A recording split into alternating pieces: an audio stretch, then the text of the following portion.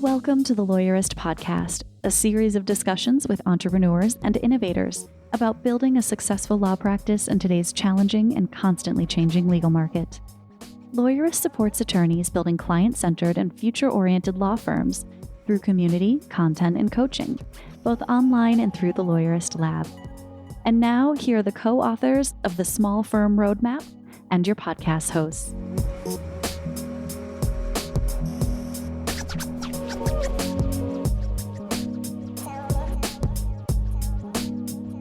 Hi, I'm Jennifer Wiggum. And I'm Stephanie Everett, and this is episode 352 of the Lawyers Podcast, part of the Legal Talk Network. In today's episode, I'm talking with Lawyers Lab member Julio Oyhanarte on how his popularity on TikTok helped grow his business. Today's podcast is brought to you by Conroy Creative Counsel, Text Expander, Latera, and Rankings.io. We wouldn't be able to do this show without their support. Stay tuned, and we'll tell you more about them later on. So, Jennifer, welcome to the podcast. Thank you. It's nice to finally be here. Yeah, so you've been on our team for a while now, over 2 years, but first time on the show, and we're excited to have you on. And so I thought it might be helpful for you just to introduce yourself to our audience. Tell us what you do here with the Lawyerist team.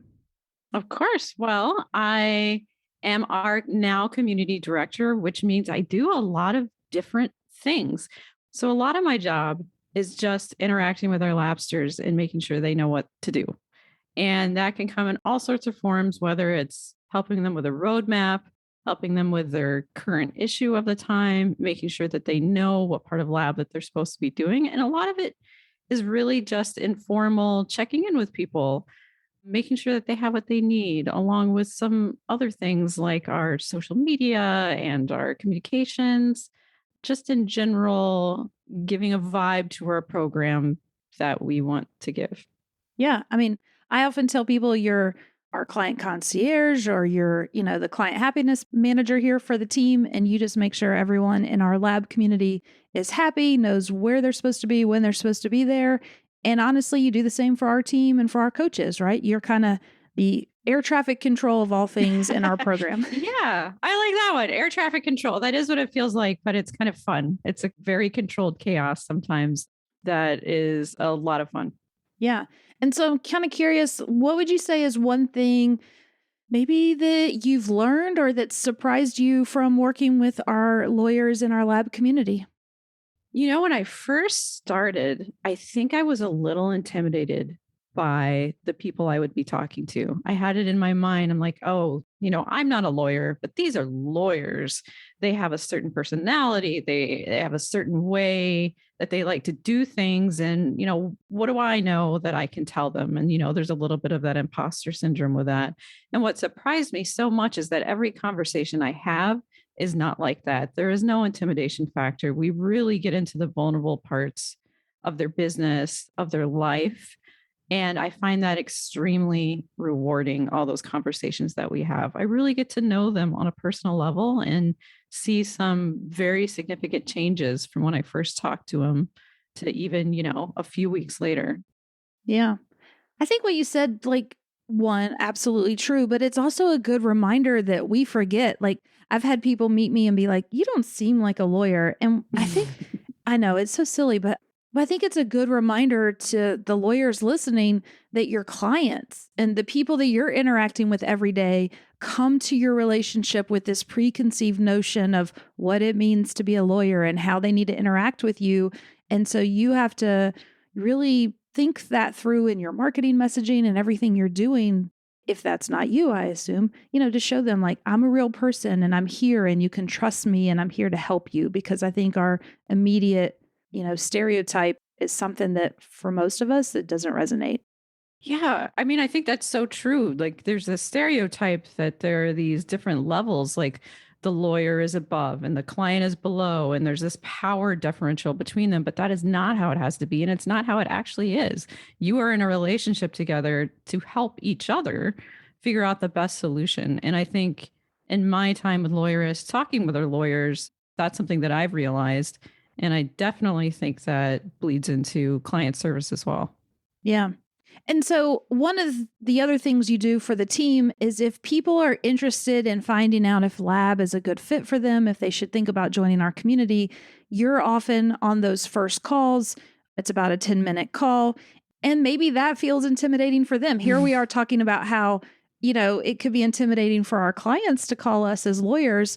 Maybe the lawyers in our audience are feeling like, oh, that sounds intimidating to get on a call with someone from the lawyers team. But so what happens on those calls? And I mean, it's not intimidating, right? Oh, no. I'm not a very intimidating person, for one thing, when you talk to me, but it's a very short call where I just try to figure out what kind of help you need. And so I'll just ask you some very easy softball questions that you already know the answer to. And then we figure out if we are the best people to help you with those things. But it is very gentle. It really is me trying to see if we can help you.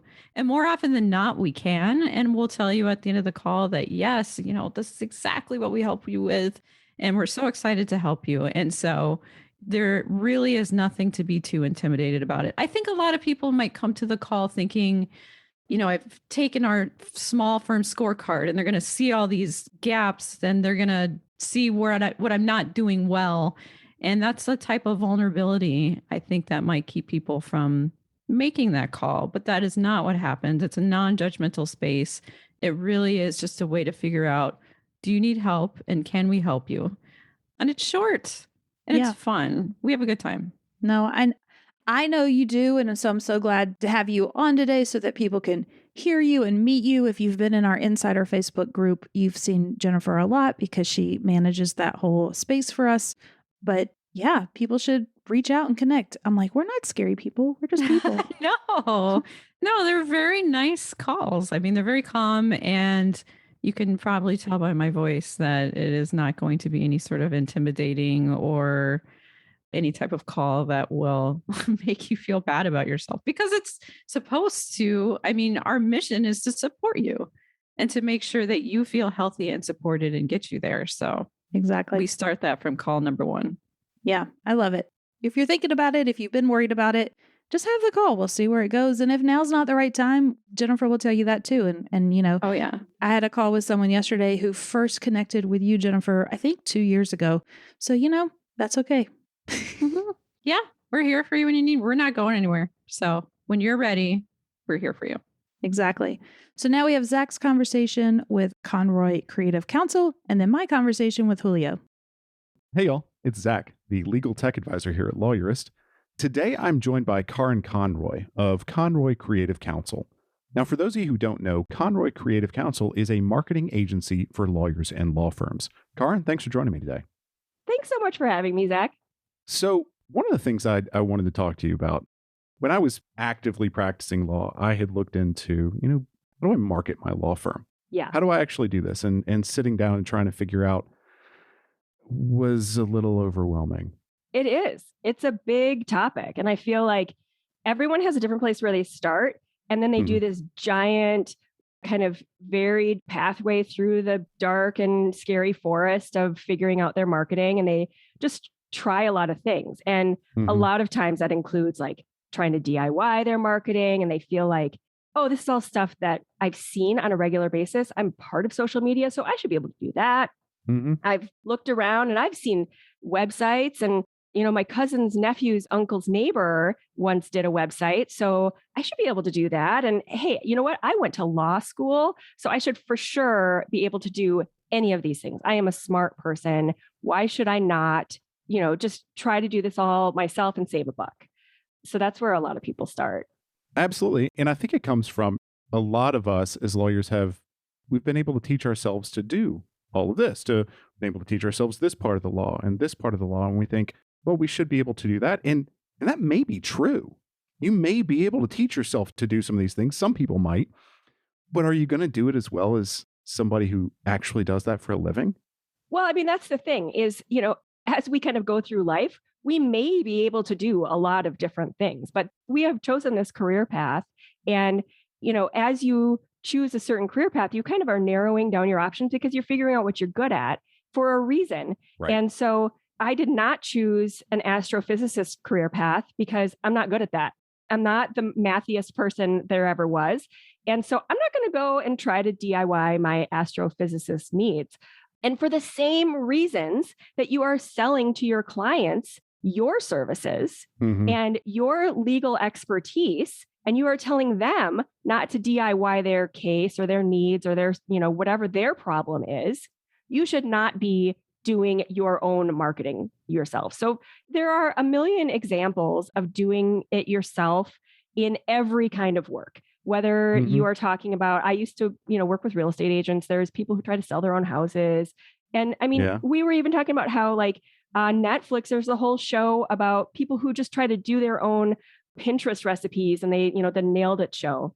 And it's like, that is a joke because everyone understands that the people who are putting stuff on Pinterest are the experts. They own a bakery or they know what they're talking about. And so DIY is just not a good strategy. Like it is just never really going to work as well as if you go out and clearly, hire that expert or figure it out. Or, starting with your entire marketing strategy, you have to figure out how to put the pieces in the right way so that you have a strategy, you have a plan, and you're hiring all the right people that are going to execute that at the highest level possible. So you're really, getting the most bang for all of your efforts and your money and for what you need to do, as well as you are then focusing your time and effort on what you are an expert at. Right. And that makes me think of the many times I've been in court and seen somebody representing themselves pro se and thinking they need to get a lawyer. Right. And they may be able to do the research. They may be able to get in there. But honestly, was it worth their time to mess with it? Right. But then the next thing, the obvious thing I think is, do I have the money to do this? I know hiring a lawyer is a better idea than going pro se. I know hiring somebody to do my marketing is better than doing it myself. But do I have the money to do it? And am I just going to get beat up? Exactly. And that's where it all falls apart too, is that they think they, have this fear about the cost and the budget, and it's so overwhelming. So when you start looking at an extensive marketing plan and strategy, there is an annual cost for this. There is a one-time cost for this. There is, the upfront cost of a website and then the ongoing cost and a monthly cost for this. And then there's a one-time cost for these pictures. And then there's this.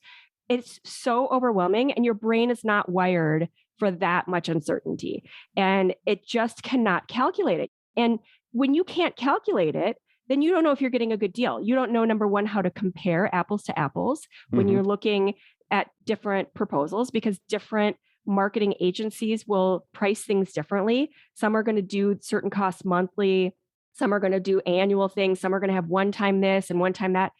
So then people either end up just retreating and not doing any of the things, or they just make a bad, poorly informed decision. So the big missing piece has been, how do you calculate all of these costs? How do you figure out your marketing budget and, come to this answer where you can lay it out in a monthly amount and then compare it with where your budget needs to be and then compare apples to apples?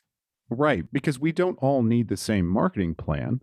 Right. And so for me, it's all right, ballpark for what I need. Right. What are we thinking? Exactly.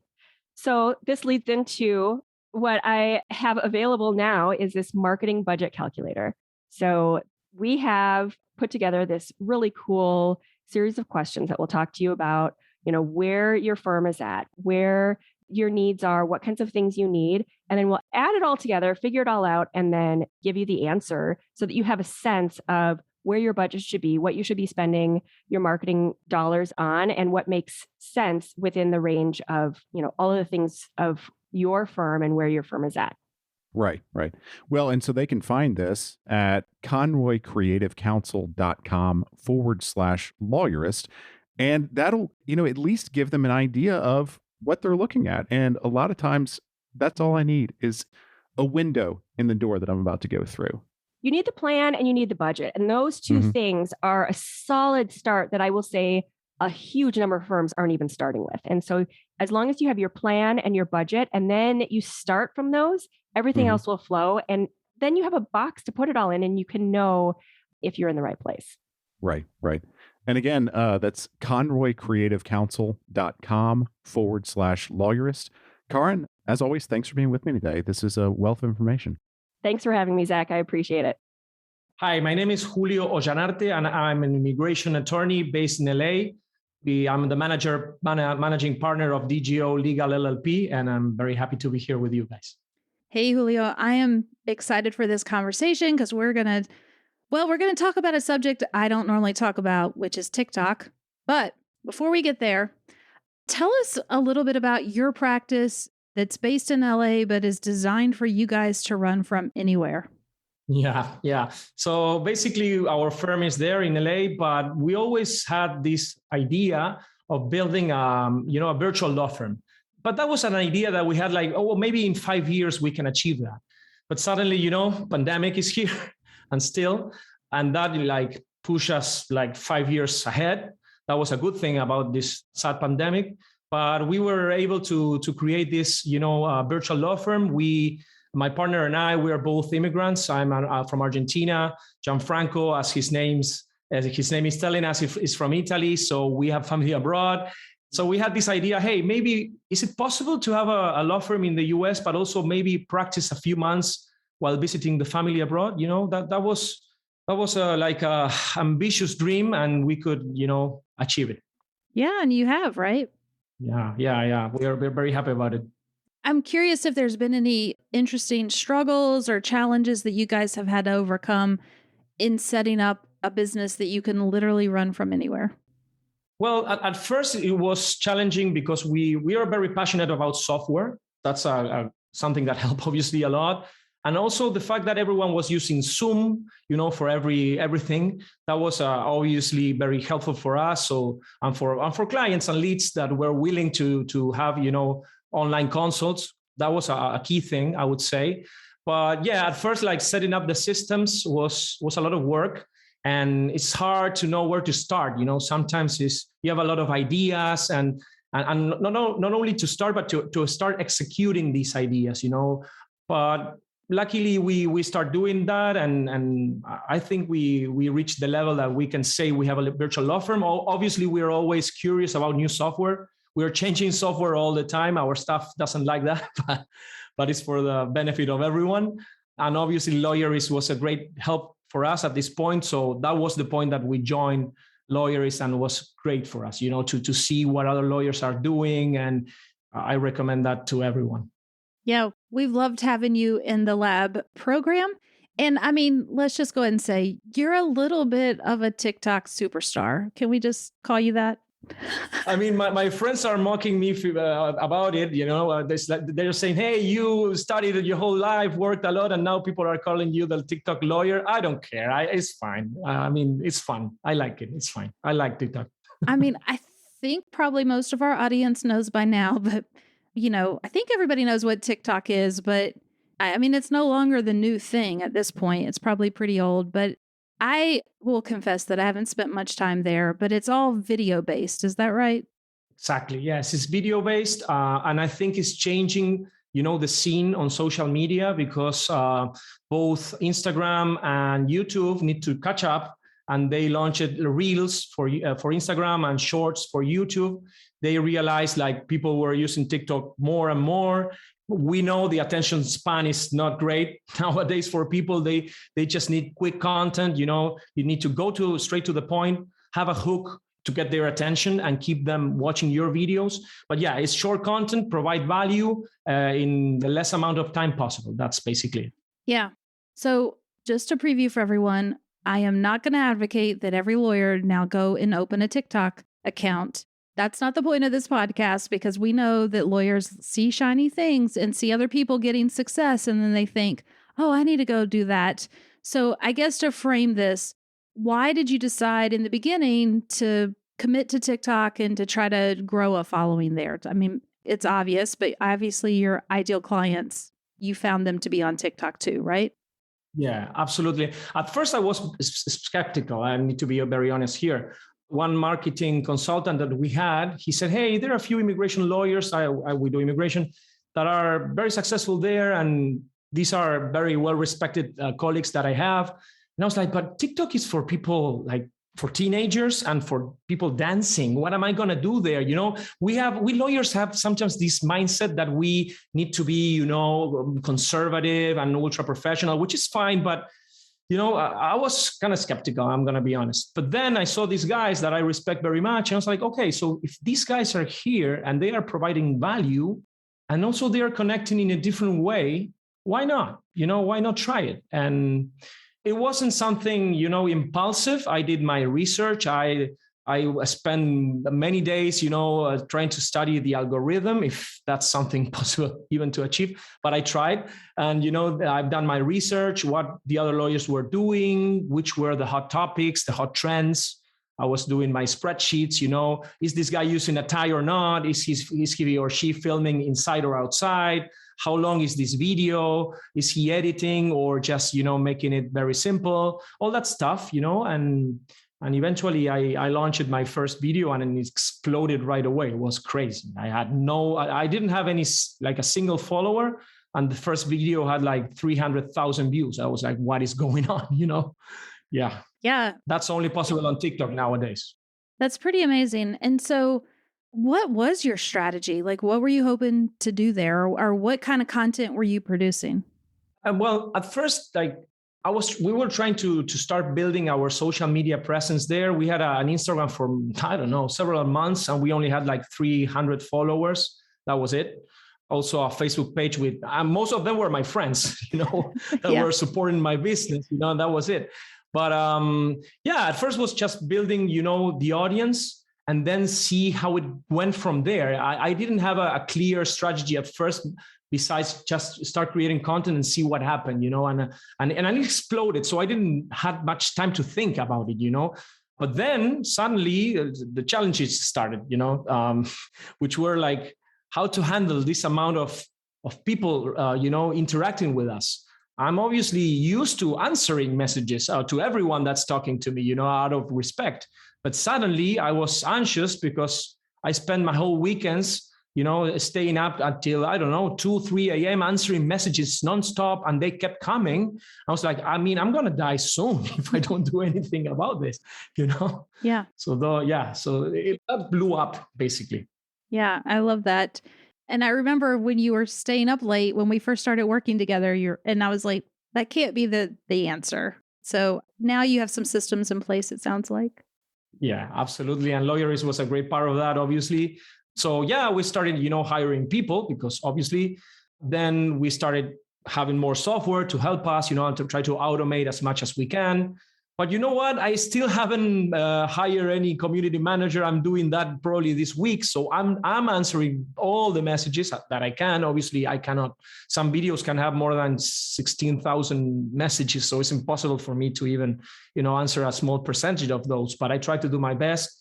Obviously, I like social media. That's also important, Stephanie. Some people hate it, and I get it. I like it. I always liked it. And I was always, I wouldn't say passionate, but obsessed with trying to understand how they work, like from many years ago. So that was obviously an advantage because I really like to do it. It's not like, oh, I have to answer messages. No, it's fun for me. I like it. Some people hate it, and I get it.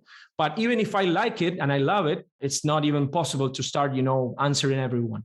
I know also that my area of practice is very, we have clients all around the world.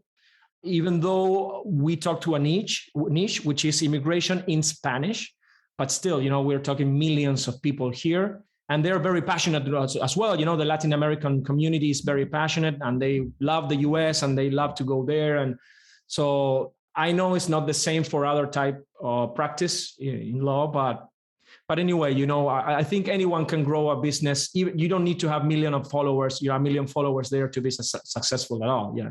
You can have much less following rate and still may, have a lot of clients and leads coming in. Yeah.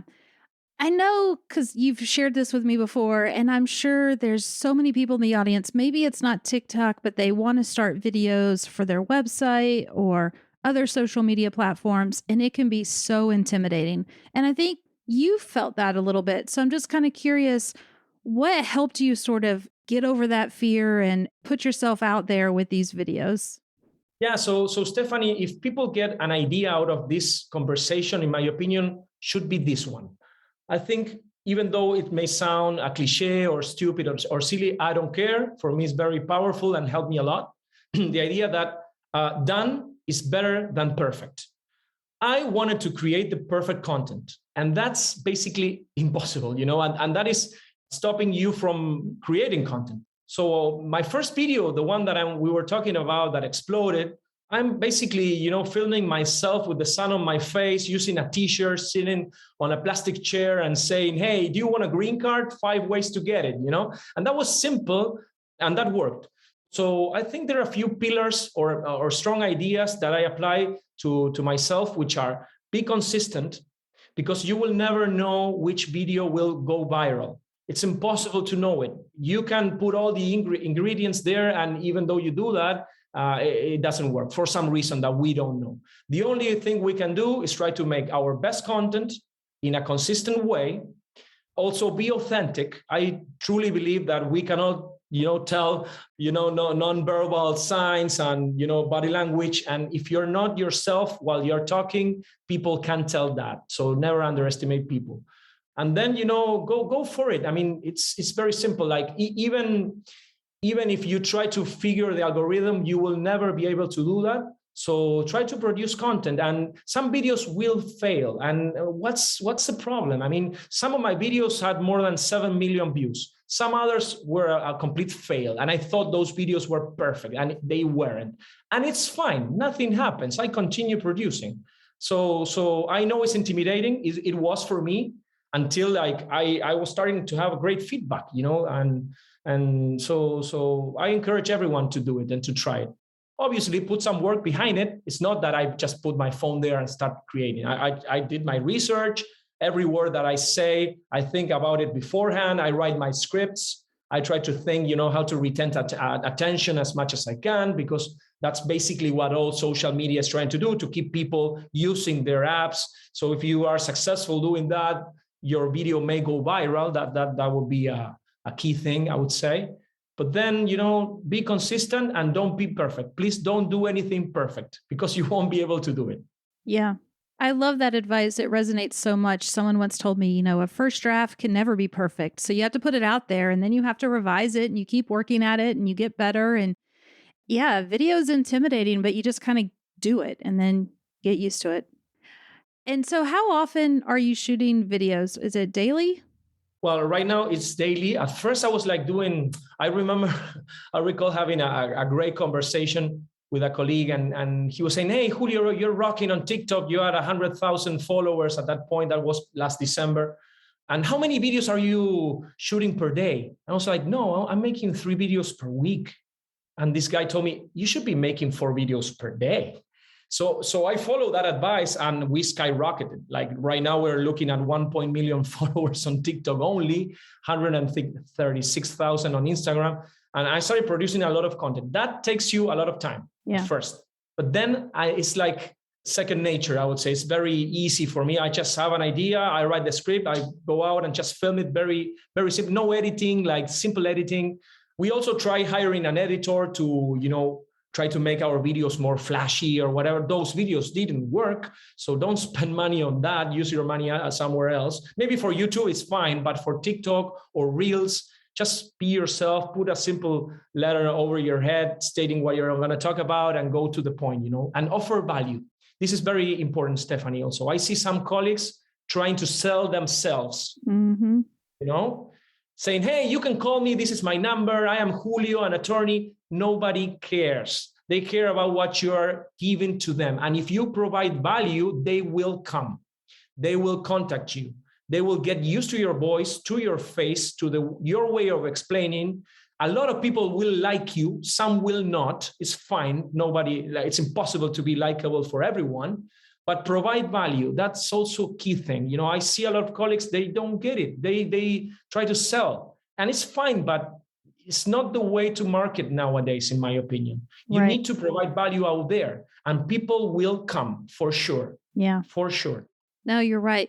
We need to take a quick break here from our sponsors. When we come back, I want to talk about how you guys have taken your 2 million plus followers and converted them into clients, because I know that's what everyone's thinking about. So we'll be right back. Support for today's episode comes from Text Expander. Minimize effort, maximize productivity with Text Expander. Text Expander helps you work faster and smarter so you can focus your time on your most important work. Drive faster results in 3 steps. 1. Create. Make snippets of text for support responses, sales outreach, or even common emails to save them in Text Expander. 2. Trigger. Just type a few characters and watch the snippet automatically expand your text. You can add fill-in-the-blank or more complex functionality to customize your message. 3. Share. Share snippets across your organization. Your team can customize and insert the text in any app on Mac, Windows, Chrome, or iOS with a few keystrokes. Are you a startup looking to scale? Text Expander is here to help you on your journey.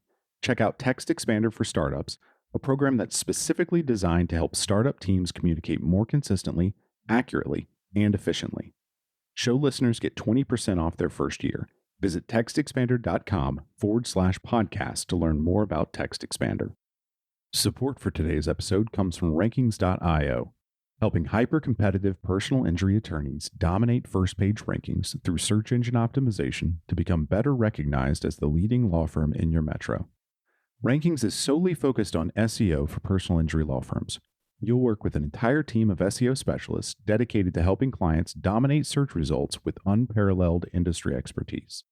Rankings focuses on proof, not promises, by delivering results and never leaving their clients in the dark. You will receive monthly reports that give a full snapshot of where you stand as you watch your firm climb to the first page of Google and generate high-value leads. Most importantly, you'll be one of an elite few. Rankings' unrelenting conviction to be the best drives them to do everything to ensure the personal injury law firms working with them are dominating the search results. To see if you're a fit, visit rankings.io/lawyerist to get started. Today's podcast is brought to you by Latera. Delivering high-quality work on time and on budget is what matters most to your clients. Latera helps law firms maximize client retention rates, increase profit margins, and enhance lawyer happiness. In short, they simplify complex workflows by connecting legal teams to the data they need every day. The result? End-user happiness. Most of the world's largest law firms, boutique firms, and corporate legal departments trust Latera to help their legal teams manage all of their documents, deals, cases, and data. Are you ready to join them? Latera is excited to hear about the challenges facing your organization, show you their software in action, or simply discuss whatever else might be top of mind. Get a demo with their document experts today by visiting latera.com/lawyerist. All right, Julio, we are back, and you've done an amazing job at this point of developing these followers. I think you're up to around 2 million now on TikTok. Yeah. We're reaching 1.9 in a few days. And this rhythm will be 2 in a few days as well. Yeah. I'm sure by the time this comes out, you'll have hit the 2 million mark. So I'm confident there.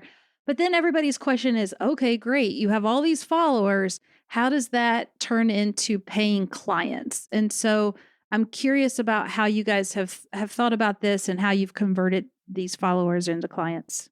Yeah. So basically then you need to start building your systems, your intake team, email marketing was a key thing as well. Those videos were a way to nurture your leads, So by the time they talk to me, they feel like they know me. They know me in a way. I don't know them, but they know me. They are excited. They've been waiting a few weeks to talk to me. So it's kind of a weird experience. I mean, I'm a lawyer, and they're like very excited, obviously, but So we have an intake team in place. They do the follow-up. We created this newsletter. We create email marketing. Every time we launch a new YouTube video, we send this video to the email list. I think it's important to start creating lists as well. So what I did, we created a funnel, which is basically a way to have someone as a hot lead and make them become a client in the end. We have a link on our bio in our social media platforms. And then once they get there, we get their email and we start to nurture them. This is obviously automated. And then eventually they can hire their consult via Calendly, which is the app that we are using right now. Then we have an intake team calling them, gathering more information. So by the time they talk to me, we have a lot of information about this person. Maybe if we need to see, a criminal record or an immigration record, we have it before the consult, so we can, use the time in the more, in the best way possible. And then once we have the consult, I send the contract right away. If that's the case, electronic contract, they can sign it on the phone, which is crazy for me, but people love to use their phone, to read contracts. I don't know, as a lawyer, I think it's crazy, but they like it. Yeah. Yeah. And then if they don't hire right away, we have this intake team calling them again, and eventually most of them hire. And if they don't, fine, it's fine. So that's basically, I would say, the system in place, but we have a great team in place, which they are well trained. We try to write everything down. So if we hire someone new, they have the protocols in place. That's always, improving. So it's living nature, I would say. But yeah, that's basically the system that we have in place. Yeah, so smart. And so then from there, you guys got another idea, which was you realized that you could add value outside of how we think about a traditional lawyer-client relationship, right? So you still have people hiring you to help them with their immigration process, but now you guys just launched a new online program, and I'd love for you to spend a minute and tell us about that. Sure. Yeah, I'm super excited about it. Like, we lawyers are used to be paid for our time, effort, mental and physical effort, and talking to one person, one client at a time. And that's hard work. But now we thought, hey, maybe we can start, producing online courses to provide legal education for people and reach more people at a very affordable price. And there's one program from the US Congress called the Diversity Lottery Program, which is basically the US has a lottery in place to give out more than 50,000 green cards. So that was one of the ideas that exploded on our TikTok 1 year ago. And so I knew that this was coming again. This is one time per year during October. So I thought, hey, last year I couldn't keep up with the amount of consults and people that were looking for us to help them with this topic. So I thought, hey, this will happen again, even if I charge more, I just have 24 hours as everyone, so I wouldn't be able to handle that. So we created this online course, and it's doing amazingly. Like it's crazy. Like people are getting our courses like crazy. So I'm happy about it. The platform is aquiseaprende.com, which means hereyoulearn.com in Spanish. And now, we are thinking about creating new courses, like how to get a job in the US, how to create your first resume, how to apply for a scholarship or to enter a university to be admitted. Like I'm as an immigrant, I apply for US universities. I want a scholarship. I know how to do that. And so I think maybe I can provide some value to people that are looking for that. Also, I don't know how to apply for your tourist visa. So I can explain people how to fill out the form, step by step in Spanish. So, some of the process may seem silly for a lot of people, but if you don't know English and you're dealing with the US government, it can be very intimidating, So, yeah. So speaking their own language, I think only that provides a lot of value for a lot of people. But yeah, so the ideas are endless. We're thinking. Also, I was telling you, Stephanie, about maybe having a course for lawyers, how to create your TikTok or your Instagram or your social media plus the systems. That's also one idea that we have in mind and probably will come soon, hopefully. Yeah, we're probably going to have you start that by teaching it to our other labsters, because I know they will love that, and we're going to tap into your talents that way. The last thing I'll say about these online courses, and I hope for people who are listening, this resonates, like people were looking for information, like about this one program that, the lottery, and they're willing to pay for it. It's not legal advice. It really is legal education. So you were able to price this course for like $27 or something super reasonable for people. And people are like, yeah, I will pay for that. That's valuable for me. And you guys were able to sell a ton of this and actually help like over 1,000 people so far in this course. And that's amazing, because you would have never, to your point, you would have never been able to have that many consults and helped people in this process. And now you were able to help so many more people at a price that they could afford. Absolutely right. That's absolutely right. And we have a ton of messages of people saying, hey, I just applied for my lottery. Thanks for your course. was very helpful, So it's, I still don't believe it, Stephanie. I'm amazed by it. I'm used to be paid for my time, as all lawyers are. But now it's like I'm sleeping, and when I wake up, I don't know, 20 courses were sold, and I just didn't do anything about it. I just created it once. It was a lot of work and research, and the course is in my opinion, I'm biased obviously, but I think it's a good thing. It's a good product. I wanted to create something better than people expected. So once you get it, it's like, oh, this is better than I thought. That was my idea, to provide a lot of value. Also, we have PDFs, guides that you can download. So I think it's a great product, and I'm really excited for the new things that are coming. We are excited for you.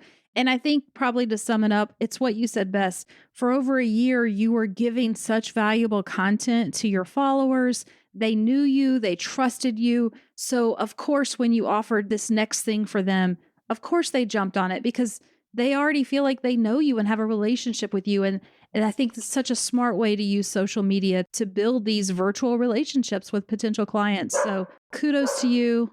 So excited. Love everything you guys are doing. I'm sure we'll have you back to learn more. So thank you so much. Thank you, Stephanie. It was a pleasure as always. And this was great. I always like talking to you. You're super smart and always giving us great tips. So it's a pleasure. The Lawyerist podcast is produced by Bailey Tiller and edited by Ryan Croft. Are you ready to implement the ideas we discussed here into your practice? Wondering what to do next? Here are your first 2 steps. First, if you haven't read the Small Firm Roadmap yet, grab the first chapter for free at lawyerist.com/book. Looking for help beyond the book? Let's chat about whether our coaching communities are right for you. Head to lawyerist.com/community/lab to schedule a 15-minute call with our community manager. The views expressed by the participants are their own and not endorsed by the Legal Talk Network. Nothing said in this podcast is legal advice for you.